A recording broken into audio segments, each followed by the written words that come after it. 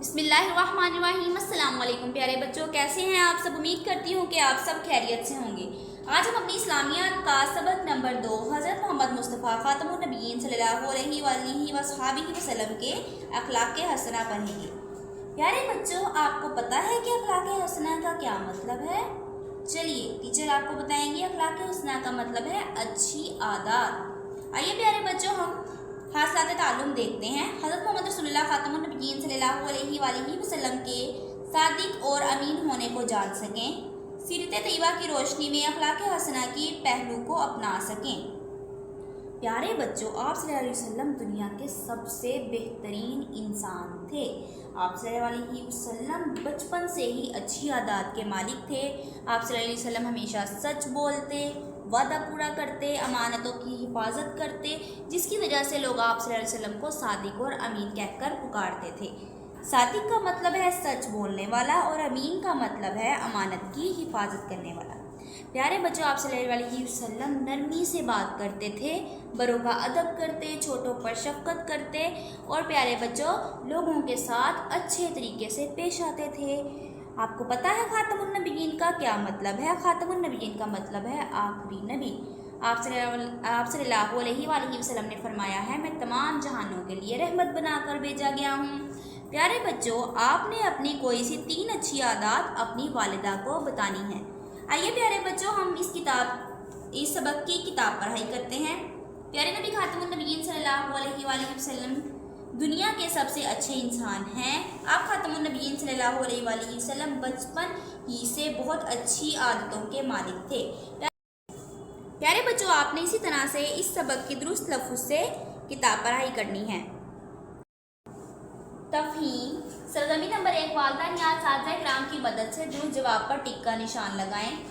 अलिफ, लोग आप सल्लल्लाहु अलैहि वसल्लम को सच बोलने की वजह से कहते थे। बताइए प्यारे बच्चों क्या कहते थे? मैं आपको ऑप्शन बताती हूँ। अलिफ सादिक, बे अमीन, जीम ताहिर। शाबाश, सादिक कहते थे। प्यारे बच्चों, आपने इसी तरह इन सवालात के दुरुस्त जवाब पर टिक का निशान लगाना है। सरगर्मी नंबर 2, दिए हुए अल्फाज की मदद से खाली जगह पुर करें। प्यारे बच्चों, यहाँ पर आपको कुछ अल्फाज दिए गए हैं, आपने उनकी मदद से इन खाली जगह को हल करना है। मिसाल के तौर पर नबी अकरम खातमुन नबिय्यीन सल्लल्लाहु अलैहि वसल्लम डैश का एहतराम करते थे। शाबाश, बड़ों का एहतराम करते थे। सरगर्मी नंबर 4, जुबानी जवाब दें। अलिफ, दुनिया के सबसे अच्छे इंसान कौन हैं? शाबाश, हज़रत मोहम्मद सल्लल्लाहु अलैहि वसल्लम। बे, लोग नबी अकरम खातमुन नबिय्यीन सल्लल्लाहु अलैहि वसल्लम को सादिक और अमीन क्यों कहते थे? सच्चाई और ईमानदारी की वजह से। प्यारे नबी खातमुन नबिय्यीन सल्लल्लाहु अलैहि वसल्लम से लोग क्यों मोहब्बत करते थे? बताइए प्यारे बच्चों। शाबाश, प्यारी आदतों की वजह से।